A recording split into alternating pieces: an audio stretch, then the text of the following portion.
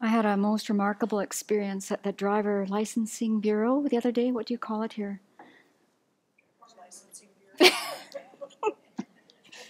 Good. And so, before I tell you about this encounter I had, when I was later thinking about this encounter, I was thinking about the fact that in any moment we're the culmination of everything we've done in this life and previous lives.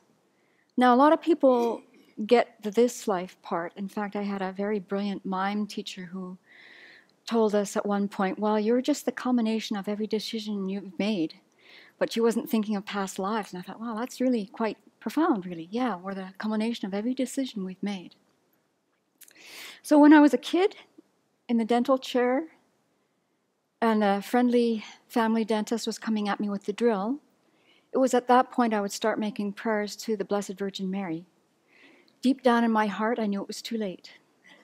I hadn't done what he told me to do the previous number of visits. And so here I was again with another cavity being filled. And I think our spiritual life is quite the same way. You know, when we go to the doctor and we get the diagnosis, we might then be thinking, I should have started walking sooner. I should have started watching that diet sooner. And then we have our responses. So I got to the driver's licensing bureau the other day, a little bit late, and I was a little bit not so happy. The meeting at the Abbey could have ended sooner. I could have gotten there sooner. I could have gotten a number that was closer to the beginning. But I thought, oh well, here we are. The meeting at the Abbey was necessary. It was important. And I settled in for a long wait. And pretty soon this woman, who I'd noticed when I came in, very bright-eyed, cheerful-looking person, came and repositioned herself beside me. And at first I thought, okay. But she was just a bright-eyed, curious person. And so she was right away, intrigued by my outfit. And she was telling me that she was quite nervous about transferring her driver's license from a Idaho license to a Washington state license. And the little that I knew, I said, oh, it's no problem. Let's see what you've got. So I looked at her documents and I said, well, they look fine to me. I don't think you need to worry. So she calmed down. And then she said this comment. She said, you just never know what's going to happen in life. And then again, I thought to myself, okay, here we go. And I said, yes, it's true. We don't know what's going to happen in life. Then we did some more small talk. And then she had this very bright-eyed, very fresh look about her. And I would say she's maybe, mid-50s. And she just kept saying, you never know what's going to arise in life. And I said, yes. And then finally I said, but we can control our response. And she said, really? And I said, yeah, things are going to happen. Have you noticed you can't control things? She said, oh yeah, I've noticed that often, especially this year. And I said, yeah, but we can actually control how we respond. And she was just all over this, like wanting to know about this. And then as we know in our own experience, if you spend more than 3 minutes with someone, actually, they're going to start telling you their life story. So then the next thing she started saying was that she had learned about us from a friend in Spokane a number of years ago who used to come up here. She said the name, and I said, well, I don't think this person has come for retreat, but I bet this person's come for sharing the Dharma Day. She said, yeah, probably. So she told me the mantras, and they were all mantras that were, valid. And then she said, but, I stopped using them because I was drinking so heavily. I was just drinking every day. I was just living out in my little cabin with my husband. Didn't care much about anything. So I wouldn't have come to see you because I didn't care about anything. I just cared about drinking. So I thought to myself, you know what? Just listen. Just be quiet and listen. So then she went on and talked about the fact that, had she met me then, she wouldn't have even been interested in sitting beside me, let alone hearing what I had to say, because she was just interested in drinking and drowning her pain. But now things are different. And then she told me that her husband had died 3 years ago of this aggressive form of brain cancer. But they had decided, the two of them, to stop drinking a couple of years before that. And that she was really seeing the difference in her life with not drinking. And now she was managing things on her own quite well.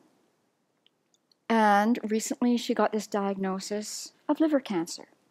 And so she said again, you know, you never just know what life is going to hand you.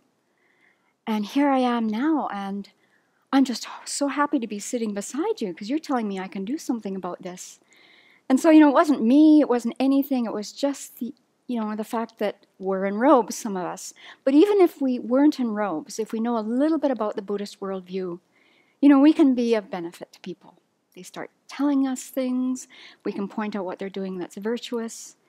And so then I just sort of jumped in and I just asked, so how are you feeling about this diagnosis? And she said, well, right now it's sort of like I'm filled with wonder. I'm just so curious about life, which just was not the answer I expected. And she said, now I see that there's just this potential for me to do things differently in my life. And I just kept reassuring her that she was on the right track. And she said, you know, a few years ago, though, had I gotten this news, I probably would have decided just to forget it. It's not worth the trouble. I probably would have just, you know, stopped things. So we know what she was hinting at. But she was definitely not in this place 2 days ago. And so then we talked about the fact that, you know, I said a little bit more about, you know, what we're learning in Buddhism and how it's so beneficial and how she has this tremendous view right now that she's curious and wanting to take advantage of every moment she's got and what Buddhism has to offer. And she was just like a sponge. So, you know, you never know when someone's ready, but they're going to tell you, either in words or in body language. So then her number was called. She went ahead of me and everything worked out just fine. And she came back to me and she said, well, did you know you have to pay cash for this? Or a check? And I said, no. And then she said, do you have cash or check? And I looked in my bag and I said, no, I don't have either one. So she said, well, I'll tell you what. I'm going to go to the bank right now. I'll get some money. And then when you're finished, you can pay me back. So right away, we're friends. She went out to get money from the bank. But she was just so happy to be of benefit and to help me out. And she said, don't worry, if you never pay me back, I won't mind a bit. And I said, well, that's not really how I operate. I'll be very happy to pay you back, but we don't need to do this transaction today. So I told her why. So the bottom line of this story is, you know what? Whatever happens, whoever comes in front of us, we're the culmination of what we've done. So I was just thankful, you know, that I had something from the Buddhist worldview that I could offer her. I knew enough from my teacher that it's probably better to listen than to talk. And she was the timing was just beautiful. She's so ready to hear about the Dharma. So she may come to Ling Rinpoche. When I gave her our card, the Sravasti Abbey card, it looked like it gave her $1,000. And she just sort of bounced away smiling. So you just never know. And it's probably good for us to continue brushing our teeth and flossing. And it's good for us to keep practicing so that with every encounter we're even more prepared.